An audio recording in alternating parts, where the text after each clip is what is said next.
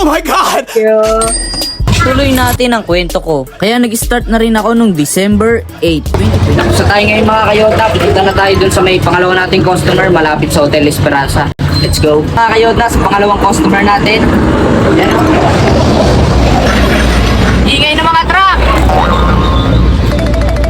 And thanks God syempre, dahil na sold out na rin yung mga dala nating itlog ngayong araw. Panibagong biyaya na naman. 35 of passing natin ngayon mga kayota. Maraming salamat sa inyo sa walang sawang panonood at pagsuporta sa akin. Ngayon si Bibi, oh, hinihintay kami.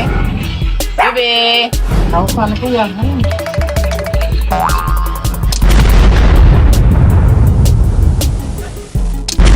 Hey, good day sa inyo mga kayodna. Ito na naman ang araw ng ating pag-hustling syempre. Kaya sisipagan natin araw-araw, di ba? Hustling day na naman tayo. Tuloy-tuloy lang tayo palagi mga kayodna. Walang susuko, walang titigil. Araw-araw sipag lang, sipag lang. Napakanta na tuloy tayo ng mga pangmalakasang tugtog dito sa Pilipinas.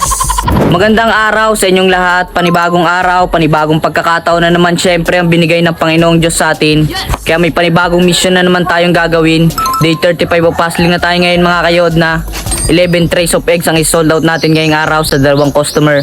Tara na at samahan nyo kami. Yan ang camera woman natin, oh. Jamie Rose!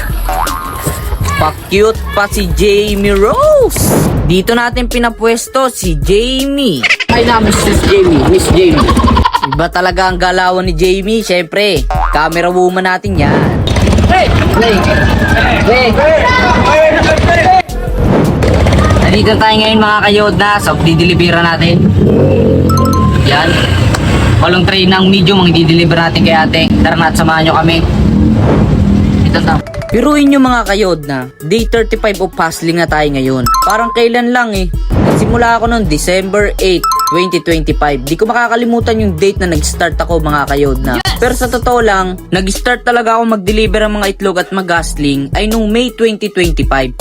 Pero, hindi pa ako nagbablog noon kasi nag-aalangan pa ako at nagdadalawang isip pa. Pero may isang taong nagsabi sa akin na magsimula na daw ako. Oh my God! Tuloy natin ang kwento ko. Kaya nag-start na rin ako nung December 8, 2020. Tapos na tayo ngayon mga kayota, pupunta na tayo dun sa may pangalawa nating customer malapit sa Hotel Esperanza. Let's go. Ayan na nga pala yung Hotel Esperanza na sinasabi ko sa inyo. Nandito na tayo ngayon mga kayota sa pangalawang customer natin. Yan. Ingay ng mga truck! Kaya ayun, tinuloy-tuloy ko lang yung pag-hustling natin ngayon mga kayodna. Halos 4 months na rin, 'di ba? Pero day 35 of hustling pa lang naman tayo. Pero biruin niyo 'yon, ang bilis ng panahon, no? Grabe. Tuloy-tuloy lang talaga palagi mga kayodna. And focus tayo sa ating main mission. Do not disturb. Aray mo. Dito ako sa muntik magtalapid ka. What? Binigay ko sa yung kiri napakarami, ubos na. Yes! Ala? Isa rin mo pa, baby. Dala mo na lang yan. Makapapasok na. Nag-soap na nga lang din kami ng tray mga kayodna kasi binigyan naman tayo ni ate ng napakaraming tray dati, di ba? Papakita ko sa inyo, wait. Bigyan na tayo ng tray. And thanks God syempre, dahil na sold out na rin yung mga dala nating itlog ngayong araw. Panibagong biyaya na naman. Kaya palagi lang tayong magsipag at magsikap para palagi tayong may biyaya sa ating Panginoong Diyos na nagbibigay sa atin.